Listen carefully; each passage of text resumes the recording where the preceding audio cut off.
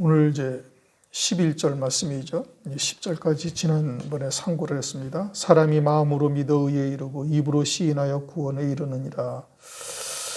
이 말씀이 10절 말씀이 그저 단순히 입으로 나사렛 예수가 그리스도이신 것을 고백하면 구원에 이른다.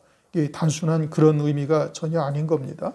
이미 지난 시간에 말씀을 드렸죠. 11절 성경에 이르되 누구든지 저를 믿는 자는 부끄러움을 당치 아니하리라. 이 말씀은 이제 이사야서 49장 23절에 있는 말씀을 인용해서 하신 말씀이에요. 이사야서 49장 23절에 나를 바라는 자는 수치를 당하지 아니하리라.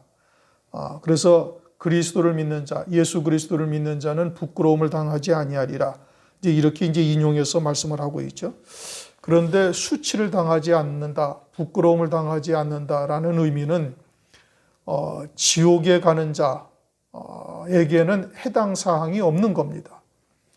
수치를 당하지 아니한다, 부끄러움을 당하지 아니하리라에 해당되어지는 자들은 하나님의 백성으로서 하나님께서 예비하신 영광에 이르지 못하는 자들, 사망이나 또는 바다나 이런 데 떨어져서 영생의 열매 맺지 못하는 자들이 이제 슬피 울며 이를 갈미 있을 것이다. 마태복음 22장 14절 보면 그렇게 말씀하고 있죠. 어두운 데 쫓겨나가 슬피 울며 이를 갈미 있을 것이라. 이제 이들이 수치를 당하는 것이지 지옥에 떨어진 자들, 불택자들에게 해당되어지는 말씀이 아닌 겁니다. 다 같이 하나님의 자녀로서 이 땅에 보내심을 받고 예수 그리스도를 믿음으로 죄사함을 받고 성령이 임하셔서 영생의 열매 맺는 이와 같은 은총을 우리들에게 베풀어 주셨는데 육신에 속하여서 영생의 열매를 맺지 못하고 또는 육신의 일락에 빠져가지고 하나님의 뜻과는 전혀 상관이 없이 이 땅에 살다가 그것으로 일생을 마친 자들이 되어지면은 그들은 이제 하늘나라에서 수치를 당하게 되어지는 것이죠. 부끄러운 구원에 이르게 되어지는 것을 말씀하고 있는 겁니다. 똑같은 조건으로 이 땅에 다 보내심을 받았는데 어떤 자는 순교를 통해서 첫째 부활의 영광에 이르르고 하나님과 같은 영광에 함께하는 자가 되어지고 또 어떤 자는 하나님의 영광의 빛이 아예 비치지도 아니하는 어두운 구석으로 쫓겨나가서 세세토록 그와 같은 어둠 속에서 살게 되어지면 그것이 영원한 수치가 되어지는 것이죠. 그러므로 여기서 예수를 믿는다. 지금 10절에서 말씀하시는 구원에 이르리라 라는 구원은 지옥에서 천당 가는 구원을 말씀하시는 것이 전혀 아니다 이겁니다. 수치를 당하지 아니하는 이와 같은 구원, 영생의 열매 맺는 구원에 이르게 되어질 것을 말씀하고 있죠. 10절, 11절 말씀이 계속해서 이제 이어지는 말씀입니다. 그러므로 11절에서의 말씀 또는 10절에서의 말씀이 이제 어떤 의미냐 이것을 좀 더 구체적으로 설명하고 있는 것이죠. 12절 유대인이나 헬라인이나 차별이 없음이라. 한 주께서 모든 사람의 주가 되사 저를 부르는 모든 사람에게 부요하시도다. 유대인에게나 헬라인에게나 다 한 주가 되신다 이겁니다. 이게 모든 사람의 주가 된다는 것. 유대인들은 율법을 받았죠. 그러나 율법으로는 의에 이를 수 있는 자가 아무도 없어요. 그러니까 유대인에게나 헬라에게나 다 나사렛 예수가 그리스도이신 것을 믿음으로 받을 때 구원에 이르게 되어지는 것이죠. 그러므로 에베소서 1장을 보면은 계속해서 그리스도 안에서 한 3절부터 10몇 절까지를 거의 모든 절에 다 그리스도 안에서라는 말씀이 계속해서 반복되고 있어요. 그러므로 우리의 모든 구원은 오직 그리스도 안에서만 이루어 가시는 겁니다. 율법을 받은 유대인이라 우월하고 율법이 없는 이방인이라 열등한 자리에 있는 것이냐? 그것이 전혀 아니다 이겁니다. 그 구원은 누구에게나 동일하고 또 평등하고 그 뒤에는 모든 사람에게 지금 부요하시도다. 지금 12절 끝부분에 그렇게 하셨잖아요. 저를 부르는 모든 사람에게 부요하다라는 의미는 어느 누구든지 하나님의 복음과 진리의 말씀을 제대로 깨닫고 믿음으로 선 자가 되어지면은 누구에게나 보좌 우편의 영광의 자리가 다 허락되어지는 거예요. 천국은 침노하는 자에게 침노를 당한다고 말씀하고 있잖아요. 이방인인 라합이, 기생이었던 라합이 정탐꾼의 말을 듣고 딱 믿음으로 말미암아서 그리스도의 족보에 올라가는 이 어마어마한 영광을 누리는 거예요. 이방 여인으로서 기생으로서 술 파는 자였던 여자가 그리스도의 족보에 올라가잖아요. 라합이라는 기생이 그러하잖아요. 모압 여인 룻은 또 어때요? 그 모압 여인 룻은 나오미를 쫓아 죽기를 불사하고 나오미를 쫓아 내가 죽음 외에는 어머니에게서 떠나지 아니하겠다. 어머니 죽는 곳에 나도 거기 가서 죽겠다고 신앙에 결단한 그 여인도 역시 그리스도의 족보에 올라가는 엄청난 영광을 누리는 거예요. 누구에게나 다 평등하다 이겁니다. 나사렛 예수가 그리스도요. 진리의 말씀을 믿는 자에게는 보좌 우편 영광에까지 이르는 길까지 모든 사람에게 평등하니 모든 사람에게 부요하시도다. 그것을 지금 말씀하고 있는 겁니다. 그러면은 율법을 가진 유대인들이 무엇이 유익하냐? 이렇게 물을 수가 있죠. 아니 율법을 가진 유대인이나 이방인인 헬라인이나 다 예수 그리스도 안에서 평등하고 누구든지 나사렛 예수 그리스도의 이름을 부르는 자들에게 구원이 있고 모든 사람에게 부요하다 하니 아니 그럼 율법을 가진 유대인들이 나은 게 뭐냐? 율법을 가진 유대인이 이제 그것을 로마서 3장 1절에 이렇게 말씀하십니다. 그런즉 유대인의 나음이 무엇이며 할례의 유익이 무엇이뇨? 범사에 많으니 첫째는 저희가 하나님의 말씀을 맡았습니다. 하나님의 말씀을 맡은 것이 어마어마한 유익이다 이겁니다. 그것을 통해서 하나님의 기뻐하시는 뜻이 무엇인지, 죄가 무엇인지, 하나님을 섬기는 법도가 무엇인지를 아주 몸으로 철저하게 배워지도록, 몸에 배도록 하나님께서 그들을 갖다가 훈련하시고 연단하시고 그러시죠. 그러니 예수 그리스도만 영접하게 되어지면 그들의 신앙은 그냥 단순간에 성숙한 신앙으로 그냥 일취월장 뛰어오를 수가 있는 것이 그들의 특권이에요. 율법을 가진 자들의 특권이죠. 우리는 예수 그리스도를 믿음으로써 이제 거기서부터 시작해가지고 다시 율법을 통해서 하나님을 섬기는 법도가 무엇인지를 낱낱이 우리가 깨달아야 하지만 유대인들은 이미 하나님을 섬기는 법도는 다 알고 있는 거예요. 단지 그것을 이제 믿음 안에서 보지를 못하고 그저 육체의 행위로서 섬기는 법도를 깨닫고 있었던 것인데 그것이 그리스도 안에서 성령 안에서 새롭게 조명이 되어지고 이제는 그와 같은 옛 계명이 그리스도 안에서 참 빛을 받은 자로서의 새로운 계명이 되어지면은 그 신앙은 금방 아주 성숙한 장성한 분량에까지 이르게 되어지니 그것이 상당한 유익이 되어지는 것이죠. 13절 누구든지 주의 이름을 부르는 자는 구원을 얻으리니 13절에 그렇게 말씀하고 있죠. 누구든지 주의 이름을 부르는 자는 구원을 얻으리라. 이것은 요엘서 2장 32절 말씀을 인용한 겁니다. 그런데 요엘서 2장 32절 말씀이 이렇게 기록이 되어져 있어요. 누구든지 여호와의 이름을 부르는 자는 구원을 얻으리니 이는 나 여호와의 말대로 시온산과 예루살렘에서 피할 자가 있을 것이며 남은 자 중에 나 여호와의 부름을 받은 자가 있을 것임이라. 그러니까 누구든지 주의 이름을 부르는 자는 구원을 얻는다라는 의미 안에는 남은 자에 대한 구원을 말씀하는 것이고 요엘서 2장 32절 말씀인데 그 31절 말씀에는 어떻게 말씀하고 있는 거 아니?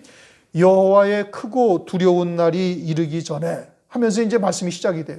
그러니까 그것은 곧 무엇을 말씀하는 거냐? 주의 재림의 때에 남은 자들 그러니까 아무나 예수의 이름만 부르면 다 구원에 이른다 이런 의미가 아닌 겁니다. 문자대로의 의미가 전혀 아닌 거예요.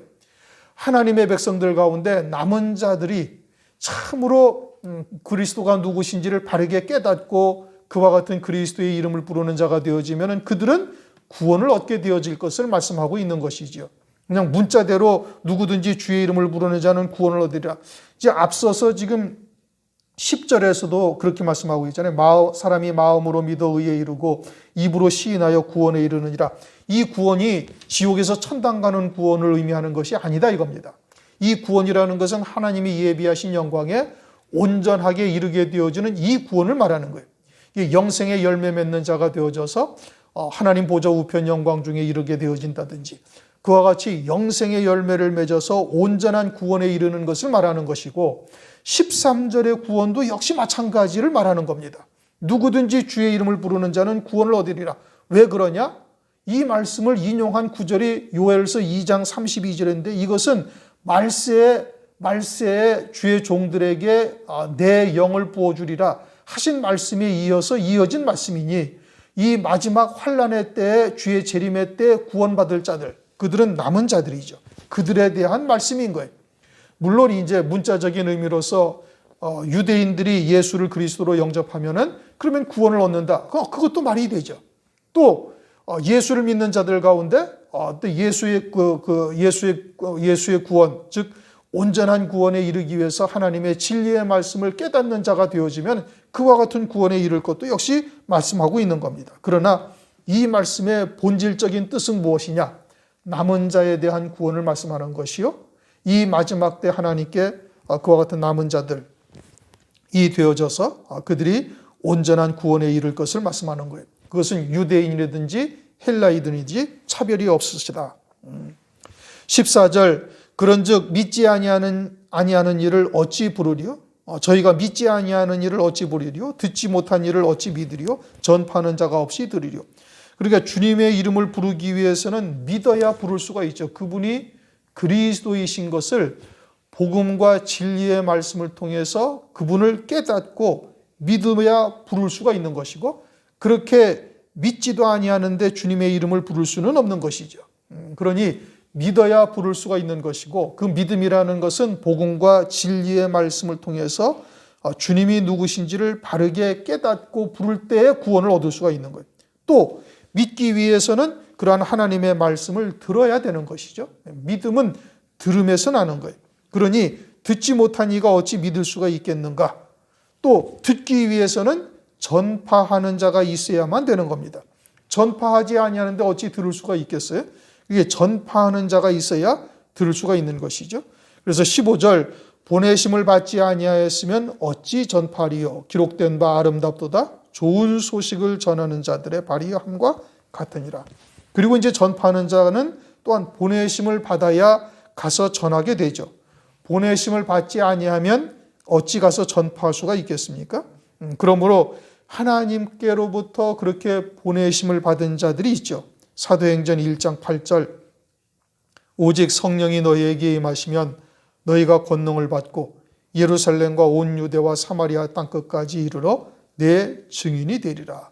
그러니 성령의 충만함을 입고 성령의 인도하심을 따라 보내심을 받으면 이제 그와 같은 하나님의 뜻에 순종하여 나가서 복음을 증거하는 것이죠. 이사야서 52장 7절 좋은 소식을 가져오며 평화를 공포하며 복된 좋은 소식을 가져오며 구원을 공포하며 시온을 향하여 이르기를 네 하나님이 통치하신다 하는 자의 산을 넘는 발이 어찌 그리 아름다운고 하면서 복된 소식, 즉 복음과 진리의 말씀을 증거하는 자, 전하는 자들이 그들한 발이 참 아름답다라고 말씀하고 있는 겁니다. 특별히 이 마지막 때 참으로 복된 소식, 좋은 소식은 첫째 부활의 영광의 복음을 증거하는 것이죠. 주의 재림의 때가 가까웠음을 깨닫고 시대의 표적을 보고 이제 이 마지막 때 그와 같은 첫째 부활의 영광의 복음을 전하는 발들이 아름다운 겁니다. 노아의 때와 같다, 롯의 때와 같다 말씀하심과 같이 홍수물과 온통 영적인 음행의 말들이 범람하고 있는 이때에 수정같이 맑은 생명수의 말씀을 증거하는 자들의 발이 그것이 가장 아름다운 발이죠. 그러므로 여기에 말씀은 지금 무엇을 의미하는가? 우리가 모든 신앙생활의 초점을 하나님의 말씀을 전하는 것에 두어야 된다라는 것을 강조하고 있는 겁니다. 내게 주신 하나님의 말씀이 내게 생명이 되고 이제는 그 말씀으로 인하여 사는 자가 되어졌다면 오늘 우리를 살아있게 하시는 이유가 뭐냐? 그것은 이와 같은 복음과 진리의 말씀을 증거하는 일에 우리가 전심전력 다해야 될 것을 말씀하고 있는 겁니다. 8절 말씀을 우리 다시 한번 읽어봅시다. 로마서 10장 8절 말씀. 그러면 무엇을 말하느냐? 말씀이 네게 가까워 네 입에 있으며 네 마음에 있다 하였으니 곧 우리가 전파하는 믿음의 말씀이라. 지금 요 전파하는 우리가 전파하는 믿음의 말씀이다 라는 것을 지금 9절부터 15절까지 설명을 한 겁니다. 로마서 10장 지금 9절부터 15절까지의 말씀을 지금 8절 끝부분에 곧 우리가 전파하는 믿음의 말씀이다 라는 것을 설명하기 위해서 지금 15절까지 쭉 설명을 한 거예요. 우리의 사명은 뭐예요? 말씀을 증거하는 거예요. 그것도 복된 소식이요. 이 마지막 때 첫째 부활의 영광의 복음, 가장 복된 소식을 전하는 자가 되어야 되는 것을 말씀하고 있어요. 그러니 우리의 삶의 현장도 하나님께서 주신 것이죠. 주권자는 하나님이시니. 그러니 삶의 현장에서 우리가 만나는 자들에게 이 복된 소식을 증거해야 할 책임이 먼저 된 우리들에게 있는 거예요. 그것을 믿음의 말씀이다. 이게 전파는 믿음의 말씀이다. 하나님의 말씀을 믿음으로 말미암아 얻게 되어지는 구원의 말씀을 말하는 것인데 이제 그것을 9절부터 쭉 설명을 하고 있는 겁니다. 여러분들은 직장 생활을 어떻게 하시는지 또는 이제 주변에 우리의 이웃들이나 주변에 만나는 사람들과의 인간관계를 왜 하나님께서 형성하게 두셨는가? 그것은 이것을 위해서 두신 거예요. 하나님의 말씀을 증거하게 하시기 위해서 두신 것이에요. 마태복음 5장을 보면은 그 살인죄에 대해서 말씀하고 있잖아요. 우리 주위에 홀이라도 갚지 아니하면 살인죄에서 벗어나지 못할 것을 말씀하고 있어요. 주변에 내가 복음과 진리의 말씀을 증거하지 아니함으로 멸망에 떨어지는 자들이 있다 한다면은 그 책임을, 그 핏값을 우리에게서 받겠다라고 말씀하시는 겁니다. 그러니 우리가 삶을 통해서도 이와 같은 복음과 진리의 말씀을 증거해야 되지만 이제는 입술을 열어서 그러한 말씀을 전해야 할 사명이 우리들에게 있는 것이죠. 우리가 전파하는 믿음의 말씀, 참된 복된 소식, 이와 같은 것을 우리가 이제 증거할 수가 있어야 되는 겁니다. 16절, 그러나 저희가 다 복음에 순종치 아니하였도다. 이사야가 가로되 주여 우리의 전파하는 바를 누가 믿었나이까? 이사야도 이 참된 복된 소식을 증거했는데 유대 백성들이 그것을 믿지 아니하였다 이겁니다. 하나님의 말씀을 믿음으로 받지 아니한 것이죠. 하나님께서는 유대인들에게 율법을 주셨어요. 율법은 죄를 깨닫고 그리스도에게로 인도하는 몽학선생인 것을 이미 이제 우리가 알고 있죠. 율법을 지켜 행함으로 의에 이를 수 있는 자는 없음을 성경에서 이미 말씀하고 있으니 이제 하나님의 의가 도래할 것, 다시 말하면 메시아가 오실 것을 소망하며 믿음으로 살아야 할 것을 말씀하고 있죠. 메시아가 오시는 것이 복음이에요. 그리스도가 오셔서 우리의 죄값을 다 치르시고 부활 승천하심으로 우리로 하여금 하늘의 소망 가운데 믿음으로 살 수 있게 하신 것이 이게 복음이란 말씀이죠. 그런데 그와 같은 복음을 순종치 아니하였다. 그리고는 그와 같이 타락하여 배도할 것을 이미 이사야의 때에도 이미 말씀한 거예요. 주여 우리의 전하는 바를 누가 믿었나이까? 유대인들이 믿지 아니할 것을 이미 성경에서 말씀하고 있는 것이죠. 믿음으로 말미암는 의를 거절하고 행함의 도를 쫓아 사람의 의, 자기의 의를 세우려고 하고 있는 거예요. 율법을 쫓는 의를 지금 행하려 하고 있는 것이죠.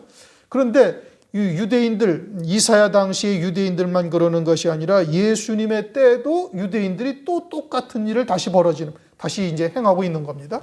그러니 예수님이 오셨을 때 복음을 유대인들이 영접지 아니하는 거예요. 그러면 그것만이 우리에게 지금 계시하는 것이냐? 아니요. 이제 마지막 때에도 또 이와 같이 가장 복된 소식을 우리가 증거하는데 첫째 부활의 영광의 복음 또는 주의 재림으로 이루어지는 그리스도의 나라, 하나님의 백성이 가장 소망하는 바가 뭐예요? 하나님의 나라가 이루어지는 거죠. 그것이 우리의 가장 큰 소망이 되어야 되는 거예요. 만약에 그것이 우리의 소망이요 신앙의 표대로 되어 있지 않다면 그것은 그 신앙이 뭔가 잘못되어져 있는 겁니다. 그러니 그리스도가 이 땅에 재림하신다, 또 그리스도의 나라가 이 땅에 이루어진다라는 것은 그리스도인으로서는 가장 큰 소망이 되어야 되고 모든 삶의 초점을 거기에 맞추어야 되는 거예요. 그런데 그것을 오늘날도 역시 또 믿지 아니한다 이겁니다. 엉뚱한 소리들을 하고 있죠. 환난은 없다든지 환난 전에 휴거가 된다든지 이게 다 이사야의 때부터 이어져 온, 아니요 더 거슬러 올라가서 노아의 때부터 이어져 온 영적인 흐름이 그와 같이 사람의 계명으로 살고 있는 하나님의 백성들의 영적인 흐름이 끝까지 이어지고 있음을 우리에게 계시해 주고 있는 겁니다. 17절 한번 다 같이 읽어보십시다. 그러므로 믿음은 들음에서 나며 들음은 그리스도의 말씀으로 말미암느니라. 참 이제 유명한 말씀이죠. 기독교인들, 그리스도인들이 다 이제 뭐 익히 외우다시피 하는 말씀이에요. 그런데 믿음으로 순종치 아니하였다 이겁니다. 믿음은 들음에서 나며 들음은 그리스도의 말씀으로 말미암느니라. 그냥 하나님의 말씀으로 말미암느니라 이렇게 말씀하지 아니하시고 그리스도의 말씀으로 말미암느니라 이렇게 말씀하셨어요. 왜 그냥 하나님의 말씀으로 말미암느니라 아니면 그냥 말씀으로 말미암았느니라 이렇게 하면 뭐 그렇게 해도 될 텐데 왜 그리스도의 말씀으로 말미암았느니라.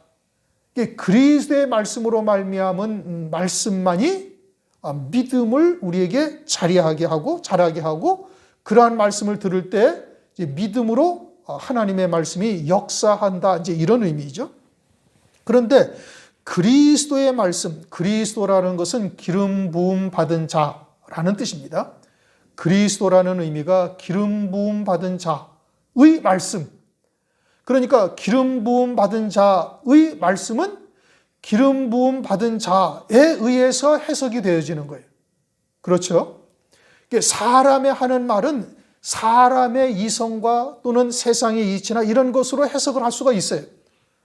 그러면 그 뜻이 충분히 다 이제 해석이 되어지는 겁니다. 그러니까 사람들이 만들어 놓은 법, 이제 사회법이 있죠. 여러 가지의 이제 헌법으로부터 이제 시작해서 총 이제 법들이 있는데 그런 법들은 사람의 머리에서 나온 법이기 때문에 사람의 사상, 사람의 어떤 생각의 수준을 벗어나지를 않아요. 그러니까 사람이 얼마든지 그 말씀을 쫓아서 법을 지키면서 정죄함을 받지 아니하고 그리고 살아갈 수가 있어요. 그런데 그리스도의 말씀이라는 것은 기름 부음 받은 자의 말씀이니 기름 부음 받은 자에 의해서만 해석이 되어지고 그 기름 부음 받은 자에 의해서 하나님의 말씀이 바른 뜻이 증거되어질 수가 있는 것이고 그러한 말씀을 들을 때에 믿음이 자라게 되어지는 것이고 그것이 온전한 믿음으로 하나님이 기뻐하시는 하나님의 뜻하시는 바에 합당한 믿음의 자리에 이르게 되어지는 거예요. 그러니까 요한복음 3장 34절에 뭐라고 말씀하시는 거? 하나님의 보내신 자는 하나님의 말씀을 하나님께서 성령을 한량없이 부어주심이라. 그러므로 성경에서 말씀하시기를 마태복음 2장 4절에 백성의 서기관들이 있고 마태복음 13장 52절에 천국의 제자된 서기관들이 있어요. 하나님의 종들이 두 부류로 딱 나눠지는 겁니다. 뭐 요즘은 뭐 교단들이 뭐 여러 가지가 있어가지고 교단으로 의해서 하나님의 종들이 이제 소속이 그와 같은 이제 교단에 소속이 되어지지만 성경적 하나님의 종들은 백성의 서기관과 천국의 제자된 서기관으로 딱 나누어지는데 천국의 제자된 서기관들은 하나님께서 하나님의 성령을 한량없이 부어주셔서 하나님의 말씀을 하게 하시는 거예요. 백성의 서기관은 전혀 그렇지가 아니한 겁니다. 그러므로 그리스도의 말씀이라는 것은 하나님의 성령의 감동을 받은 하나님의 종들에 의해서 해석이 되어져야 그리스도께서 증거하고자 하시는 하나님의 뜻에 부합된 말씀을 전할 수가 있게 되어지고 그 말씀을 들을 때야 비로소 믿음이 자리하게 되어지는 거예요. 온전한 믿음이. 이제 누누이 말씀드리지만 믿음이라는 단어가 그리스도인들과는 불가분의 관계인 겁니다. 뭐 유치원생들도 믿음으로 살아요. 장로님도 믿음으로 살아요. 이게 다 믿음으로 산단 말이에요. 그러나 그 믿음이 바라보는 믿음이라는 단어를 객관적으로 하나님께 합당한 믿음이다라는 것은 어떠한 믿음이냐? 그것은 갈라디아서 5장 5절에서 딱 말씀하고 있어요. 성령으로 난 믿음은 의의 소망을 바라본다 이겁니다. 그러니까 반드시 하늘 위의 소망을 바라보는 믿음이어야만 성경에서 말씀하시는 믿음이에요. 그리고 요한복음 5장 39절에서 말씀하시기를 너희가 성경에서 무엇을 얻는 줄 알고 상고해요? 영생을 얻는 줄 알고 상고한단 말이에요. 요한복음 10장 10절에서는 예수님이 내가 이 땅에 온 것은 생명을 얻게 하되 생명을 풍성히 얻게 하려 함이라. 그러니까 성경의 모든 말씀은 어디에 초점이 맞추어져 있느냐? 영생에게 초점이 맞추어져 있는 거예요. 영원한 생명에게 초점이 맞추어져 있는 거예요. 성령은 우리에게 임하셔서 어디를 소망하게 해요? 하늘나라를 소망하게 하고 하늘에서 이루시는 구원의 세계를 우리로 하여금 말씀을 통해서 바라보게 하고, 그리고 그것을 믿음으로 말미암아 세상과 나를 십자가에 못 박고 살아갈 수 있게 하시는 거예요. 이게 믿음의 말씀이죠. 그리고 우리가 전파하는 말씀은 어떠한 말씀이어야 돼? 그와 같은 믿음의 말씀이요 그리스도의 말씀을 증거할 때, 그러할 때 우리의 믿음이 온전한 믿음이 자리하게 되어지는 것이고, 우리의 구원이 여기에서 말씀하시는 구원에 이르게 되어지는 거예요. 그러니까 그냥 여기서 구원이라는, 예수 믿으면은 누구든지 예수 주의 이름을 부르는 자는 구원을 얻으리라, 이것이 그냥 지옥에서 천당 가는 구원이다, 이걸 의미하는 것이 전혀 아니다, 이런 겁니다. 그리고 그러한 말씀이어야만 세상과 나를 십자가에 못 박고 온전한 믿음으로 우리에게 이제 자라갈 수 있도록 은총을 베풀어 주시는 것이죠. 그것이 아니면은 우리의 모든 신앙이 전부 다 땅에 속한 것, 육체에 속한 것으로 다 전락하게 되어지는 겁니다. 이제 제가 여기 온 지도 벌써 이제 4년이 다 되죠. 주님은 제자들을 3년 반 딱 양육했어요. 3년 반 양육을 하고 성령이 그들에게 임하시자 이제 그들이 온전한 진리가 무엇인지를 깨닫게 되죠. 마찬가지로 여러분들이 전심전력으로 하나님의 말씀을 듣고 성령을 의지하고 그렇게 하나님의 말씀을 보게 되어진다면은 이제까지 들었던 말씀으로도 충분히 영생을 누릴 수 있는 자가 되어야 되는 거예요. 제자들을 3년 반밖에 안 가르쳤습니다, 주님께서. 그리고서는 주님은 떠나시고 성령이 임하신 거예요. 그리고서는 초대교회가 이제 이어져서 오늘날까지 이러한 하나님의 말씀이, 복음과 진리의 말씀이 우리에게까지 전파된 것이죠. 그러면 우리들도 이제는 충분히 성령의 충만함을 입고 내가 전심전력으로 하나님께 기도하고 하나님께 은혜를 구하고 그러면서 말씀과 기도에 우리가 전념하며 우리가 믿음의 삶을 살았다면 충분히 하나님의 말씀으로 이제는 성숙한 장성한 분량에까지 이를 수 있는 자가 다 될 수가 있다, 이런 의미인 겁니다. 이제 그렇게 되지 아니었다면 이제 우리의 신앙에 이제 조금 부족한 것이 있었던 것이죠. 그러니까 이제부터라도 우리가 말씀과 기도에 전념을 해서 이러한 장성한 분량에 속히 이르는 자가 될 수가 있어야 되는 것이죠. 그래서 믿음은 여기서의 믿음이 이제 무엇인지를 말씀을 드린 겁니다. 믿음은 들음에서 나는 거예요. 무엇을 들음으로? 하나님의 말씀인데 그리스도의 말씀이다, 이겁니다. 영에 속한 하나님의 말씀을 들을 때 우리의 믿음이 자라게 되어지는 거예요. 그러지 아니하면은 육에 속한 자로 다 전락하게 되어집니다. 사람의 계명이 훨씬 듣기에 수월하죠.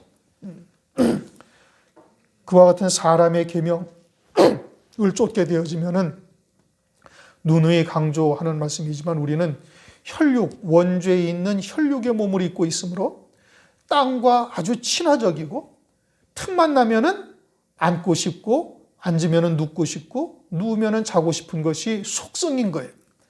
그러니 부단히 우리의 정과 욕심을 십자가에 못 박지 아니하면 그와 같은 주님이 걸어가셨던 그 길을 우리는 따라가기가 상당히 어려운 겁니다. 18절, 그러나 내가 말하노니 저희가 듣지 아니하였느냐? 그렇지 아니하다. 듣기는 들었다 이겁니다. 그 소리가 온 땅에 퍼졌고 그 말씀이 땅 끝까지 이르렀도다. 이 말씀은 시편 19편 4절 말씀인 겁니다. 메시아에 대한 말씀이 이미 있었죠. 창세기부터 있었어요. 여자의 후손이 오실 것이다. 메시아가 오실 것은 그부터 이사야서, 시편 계속해서 성경의 말씀을 하고 있어요. 그러니 유대인들이 그것을 못 들었나요? 다 들었다 이겁니다. 그 소리가 온 땅에 퍼졌다라는 것은 모든 하나님의 백성들에게 그 말씀이 다 들려졌음을 말씀하고 있는 겁니다. 오늘날도 마찬가지죠. 성경을 통해서 성령의 감동을 받은 하나님의 종들을 통해서 다 증거되어지고 있는 겁니다.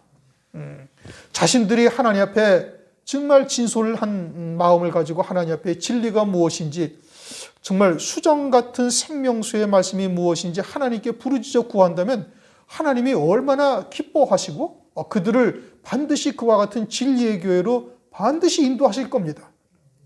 그런데 부르짖지 아니하니, 기도하지 아니하니, 성령께서 분명히 감화 감동의 은혜를 베푸셨는데도 그러한 하나님의 감동하심의 역사에 순종하지 아니하니까 육으로 치우치고 세상으로 치우치고 그렇게 되어지고 있는 것이죠. 주의 재림에 대한 말씀도 마찬가지입니다. 성경에 이미 다 기록되어져 있고 마태복음 24장만 그냥 차분하게 읽어도 환난이 있고 환난 후에 주의 재림이 있고 무화과 나무로 그 때를 하나님께서 가늠하게 하신다. 그리고 24장 뒷부분에 가면 때에 따른 말씀이 있구나. 그리고 25장 가면은 처녀와 같은 신부의 자리에 있어도 별도의 기름을 준비하지 아니하면 신랑을 맞이할 수가 없다. 아주 깊이 있게 해석을 못해도 문자적으로만 봐도 금방 알 수가 있는 거예요. 그러니 예수 그리스도께서 재림하실 때 재림하실 그리스도를 신부로 맞이할 수 있는 자들이 심히 적다라는 말씀. 노아의 때와 같다. 인자가 올 때 세상에서 믿음을 보겠느냐. 그건 얼마든지 알 수 있는 일인 겁니다. 성경에 대한 지식이 조금만 있으면 굳이 깊이 들어가지 않아도 문자적으로도 얼마든지 알 수 있는 것인데, 그런데 그러니까 하나님의 말씀이 어떻게 돼? 땅 끝까지 다 알려진 거예요. 그럼에도 불구하고 굳이 그와 같은 것을 외면합니다. 왜냐? 육신에 속해 있으니까, 세상에 속해 있으니까, 땅과 친화적이니까. 그리고서는 하나님의 말씀을 어떻게 해석하는가? 억지로 해석을 하는 겁니다. 자기들의 입맛에, 자기들의 원하는 바에 맞추어서 해석하는 거예요. 베드로전후서 3장 16절, 그것도 다른 성경과 같이 억지로 풀다가 스스로 멸망에 이르느니라. 19절, 그러나 내가 말하노니 이스라엘이 알지 못하였느냐? 먼저 모세가 이르되 내가 백성 아닌 자로서 너희를 시기나게 하며 미련한 백성으로서 너희를 노엽게 하리라 하였고, 또 이사야가 매우 담대하여 이르되 내가 구하지 아니하는 자들에게 찾은 바 되고 내게 문의하지 아니하는 자들에게 나타났노라 하였고, 하나님께서는 이스라엘 백성들이 하나님의 이와 같은 그리스도의 말씀을 외면할 것을 이미 아셨어요. 그래서 19절에서 인용한 말씀은 신명기 23장 21절 말씀이고, 20절 말씀의 이사야 말씀은 이사야 65장 1절 말씀입니다. 그러면 하나님께서 이스라엘 백성들이 등따 숫고 배부르면 자기를 구원하신 반석을 발로 찬다. 이건 신명기 32장에서도 말씀하고 있잖아요. 그러니까 모세로 주신 율법을 통해서도 또는 선지자를 통해서 주신 말씀을 통해서도 이스라엘 백성들이 우리가 이와 같이 하나님을 배도하는 자리에 설 수도 있다라는 것을 성경에서 말씀하셨으니, 그러니 혹시 우리는 그와 같은 멸망의 자리에 서 있지 아니한가 하고 말씀을 통해서 얼마든지 돌아볼 수가 있는 기회가 수없이 많이 주어졌는데도 자신들은 하나님의 신실한 백성이요 하나님이 우리와 함께 하신다고 자만하고 있습니다. 절대 하나님은 우리를 버리시지 아니한다고 자만하고 있는 거예요. 이게 육에 속한 자들의 특징입니다. 이게 마귀의 종된 자들의 특징인 거예요. 교만함의 특징이죠. 자긍하는 겁니다. 오늘날 교회들도 이와 같은 똑같은 말씀을 우리가 보고 있으니, 혹시 우리들도 또한 그와 같이 마지막 때가 노아의 때와 같다, 인자가 올 때 믿음을 보겠느냐, 이 지구상에 있는 모든 교회가 이 환난의 과정들을 다 지나야 된다. 누가복음 21장에 말씀하고 있잖아요. 그렇다면은 그러한 하나님의 말씀을 통해서 과연 우리가 기름 준비한 처녀와 같은 이와 같은 자리에 섰는지를 스스로 얼마든지 돌아볼 수 있는 기회가 있어요. 지금 은혜 시대. 그런데도 절대 그와 같은 생각을 안 하는 겁니다. 하나님은 우리와 함께 하시고 우리를 사랑하시고 우리는 반드시 구원에 이를 것이다. 평강이다. 재앙은 우리에게 임하지 아니한다. 환난은 우리에게 임하지 아니한다라고 아주 대단한 자부심을 가지고 있는 거예요. 유대인들 멸망할 때, 유대 나라가 멸망할 때와 똑같은 일들이 그대로 벌어지고 있는 겁니다. 마태복음 24장 25절, 보라 내가 너희에게 미리 말하였노라. 구약의 유대인들에게도 미리 말씀 다 하셨죠. 그런데도 유대인들은 하나님의 말씀을 받아들이질 아니하는 거예요. 오늘날도 교회가 똑같은 일들이 그대로 벌어지고 있는 겁니다. 그러면 우리는 어떠하냐? 우리도 선줄로 생각하는 자 넘어질까 조심하라고 말씀하고 있죠. 또한 계시록 2장 5절 그러므로 어디서 떨어진 것을 생각하고 회개하여 처음 행위를 가지라. 만일 그리하지 아니하고 회개치 아니하면 내가 네게 임하여 네 촛대를 그 자리에서 옮기리라. 우리들에게도 하나님께서 계속해서 경계하여야 할 것을 말씀하고 있는 것이죠. 21절 이스라엘에 대하여 가라사대 순종치 아니하고 거스려 말하는 백성에게 내가 종일 내 손을 벌렸노라. 하나님께서는 이스라엘 백성들에게 그와 같이 늘 손을 벌리고 계시다. 종일이라는 것은 하나님의 구원의 시작부터 마치기까지 오늘날도 하나님께서는 유대인들이 회개하고 돌이키기를 기다리고 계십니다. 아주 안타까워하시면서 손을 벌리고 계시는 것이고 또 오늘날 우리들 그리스도인들에게도 멸망길로 가는 자들을 향해서 하나님께서 말씀을 통해서 성령으로 계속해서 그들에게 돌이켜 하나님께로 온전한 믿음의 자리로 설 것을 위해서 계속 안타깝게 생각을 하고 있는 것이죠. 베드로후서 3장 8절 천년을 하루같이 하루를 천년 같은 시각으로 바라보고 계신다라는 하나님의 중심을 우리가 깨달아야 되는 겁니다. 우리도 역시 마찬가지로 그와 같이 우선은 자만하지 않아야 될 것이고 또 주님과 같은 안타까운 마음으로 우리의 형제 이웃들을 위해서 기도할 수 있는 마음을 우리가 가져야 되는 겁니다. 오늘 11절부터 21절까지의 말씀을 우리가 상고를 했는데 진리의 말씀이 있어야만 우리의 구원이 온전함에 이를 수가 있고 그것으로 인해서 부끄러움을 당하지 않게 되는 것이고 그러한 하나님의 말씀을 우리에게 주셨다라는 것은 하나님의 크신 은혜요 사랑이다. 긍휼하심을 입은 것이다. 이제는 우리가 그러한 하나님의 복음과 진리를 증거하는 아름다운 발, 좋은 소식을 전하는 발들이 되어야 될 것이다. 그리고서는 우리는 이제 절대 이스라엘 백성들과 같이 자만하는 자리에 서서는 아니 될 것이다. 그리고 처음 사랑이 우리가 그 안에 거하고 있는지 우리 스스로를 늘 돌아보고 그리고 깨어 근신하는 우리 모두가 되시기를 주님의 이름으로 축원합니다. 기도하시겠습니다. 하나님 감사합니다. 오늘 로마서 10장 말씀을 통해서 여기서 말씀하시는 구원이라는 의미가 그저 예수 믿고 천당 가는 구원이 아니요 우리에게 예비하신 온전한 구원에 이르는 것임을 살펴볼 수 있도록 은혜를 베풀어 주신 것을 감사를 드립니다. 이 마지막 때 첫째 부활의 영광의 복음을 깨닫게 하시고 그러한 말씀으로 우리를 부르셔서 이제 그러한 말씀이 생명이 되었은즉 이제는 때를 얻든지 못 얻든지 이 복된 좋은 소식을 증거하는 아름다운 발들이 될 수 있도록 은혜를 베풀어 주시옵시고 또 이와 같은 말씀을 우리가 들었다 해서 자긍하거나 교만한 자리에 있지 아니하며 늘 겸손하며 스스로를 돌아볼 수 있도록 은혜 위에 은혜를 더하여 주시옵소서. 홀이라도 남김이 없이 갚지 아니하고는 네가 그 죄에서 나올 수 없다라고 말씀하신 것처럼 우리가 늘 삶의 모든 초점을 말씀을 전하는 것에 두어서 우리 주변에 택하신 자로서 멸망길을 가는 자 없도록 역사하여 주시기를 원하옵고 예수 그리스도의 이름으로 감사하며 기도드립니다. 아멘.